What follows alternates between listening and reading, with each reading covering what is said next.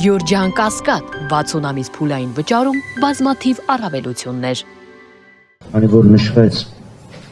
ռասիզմի եւ անհանդուրժողականության մասին, այդ կուզեի հիշեցնել, որ անցյալ տարի հոկտեմբերի վերջին 29-ին Եվրոպայում ռասիզմի եւ անհանդուրժողականության դեմ հանձնաժողովը Հայաստանի իշխանություններին հստակ մեղադրել է արցախցիների ինտեգրման իրենց տենդենսիաները չիրականացնելու համար հասել են այն աստիճանի, որ նույնիսկ ազգային կառույցները, եվրոպական կառույցներն են Հայաստանին մեղադրում արցախցիների դեմ իրականացվող անհանդուրժողականության եւ ռասիզմի դրսեւորումները չկանխելու եւ արցախցիների ինտեգրում Հայաստանի Հանրապետությունում պատշաճ կերպով չիրականացնելու համար։ Հիմա ինչ վերաբերվում է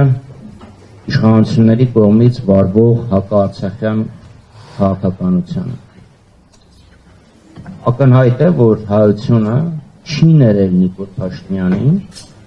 արցախցիներին Ադրբեջանի դեմ միայնակ թողելու, Արցախը հայաթափելու եւ Ադրբեջանի կողմից Արցախի բռնազավթմանը օժանդակելու համար, որովհետեւ այն ամեն ինչ տեղի ունեցավ Արցախում 2023 թվականի սեպտեմբերին, դա իր քաղաքական հայտարարությունների հետևանքն էր, չմոռանանք 22 թվականի հոկտեմբերին ինքը ճանաչում է Ադրբեջանի գերիշխանությունը Արցախի նկատմամբ, չմոռանանք, որ դրան համարյա անմիջապես հետո, ամիս ու կես հետո, 2 ամիս հետո Ադրբեջանը շրջափակեց Լեռնային Ղարաբաղի Հանրապետությունը, Արցախի Հանրապետությունը, իսկ հետո արդեն Հակարիի դեպքերից հետո ուղղակի պաշարեց եւ հիմա Փաշինյանը փորձում է առաջ անցնել, առաջ եւ այս արցախյան քաղաքականության քննադատությանը հակադրել հակաարցախյան մի շարժում, որ ասի դե սրանք էին, սրանց ինչ ենք մենք ուզում պաշտպանել, սա է իրականություն։ Գիտի, որ ժողովուրդը իրան չի ներել, եւ հիմա սկսում է այս ցնդաբանու, այս հակահայ, թրքահաճո եւ թրքապարո քաղաքականության իրականացումը, մենք ձեր վրա այսքան փող ենք ծախսել։ Ես վերջերս մի փոքր նենց հաշվարկ էի արել, լավ տնտեսական առումով Հայաստանն ինչ է ստանում։ Հիմա անգել են Մուրացկանի նման Ադրբեջանի եւ Ղազախստանի ձեռներն են քիչ մնում համբուրեն մի բուռ 4-րդ կարգի ցորենի համար, ցածր սպիտակուցային։ Այն դեպքում, երբ Արցախի Հանրապետությունից մենք տարեկան ստանում ենք 25000-ից 40000 տոննա ցորեն, շատ ավելի էժան գնով, քան թե սրանք առնում են։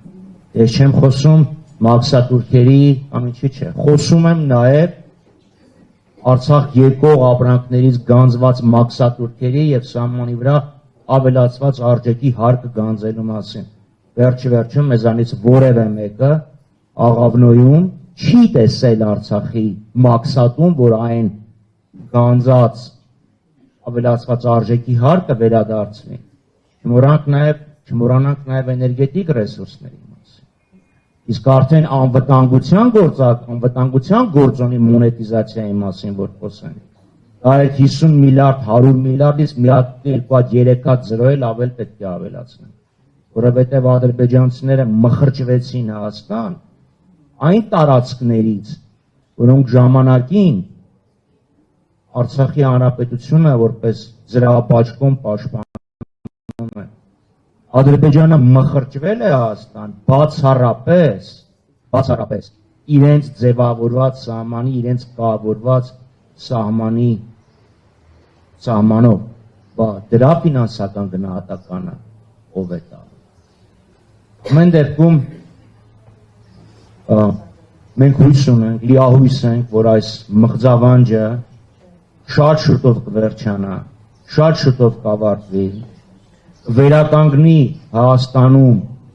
հանրային համազգային համերաշխությունը եւ համայն հայությունը կպահանջի ապահովել Արցախի ժողովրդի վերադարձի առնվազն վերադարձի իրավունքը։ Հիմա ինչի Նիկոլ Փաշինյանը դա չի անում։ Եթե ինքը համաձայնվի, ընդունի, որ դա ցեղասպանության դրսևորում է, ինքը պատասխանատու է լինելու ցեղասպանությունը չկանխելու համար։ Եվ ստեղ Ալիևի եւ Փաշինյանի շահերը 100%-ով համընկնում են։ Ու պատահական չի, որ Ալիևը անթափույց հայտարարում է, որ իր սրտի թեկնածուն Նիկոլ Փաշինյանն է։ Նիկոլ Փաշինյանն էլ ասում է, եթե ինձ հանկարծ փորձեք նեղացնել, ես իմ մեծ աղբորը ձեր վրա կռիվ կբերեմ։ Այսօր թիվ 1 անվտանգային սպառնալիքը Հայաստանին եւ համայն հայությանը Նիկոլ Փաշինյանն է։ Ես կրկնում եմ, որ ես լիահույս եմ, որ 2 ամիս հետո մենք այս օրերը կհիշենք որպես ուղղակի սարսափելի մղձավանջ։ Հակառակ